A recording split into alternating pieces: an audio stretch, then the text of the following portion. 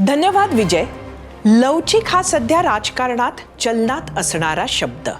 त्याचे आजचे जनक हे राज ठाकरे जरी असले तरी खरं तर आपल्याकडले राजकारण तसं नेहमी लवचिकच राहिलंय. कधी कमी तर कधी थोडं जास्त. आता शब्दांवरच बोलायचं झालं तर राजकारणात नैतिकता जसा एक शब्द आहे तसाच अजून एक शब्द म्हणजे शेवटची इच्छा. जी पडद्यावर दिसते ती नैतिकता, पण ह्याचा अर्थ पडद्यामागे काहीच सुरू नाही असंही नसतं. संपूर्ण बहुमत मिळालं की आपोआप नैतिकता आणि विचारधारा वगैरे शब्द उच्चारणे सोपे होते.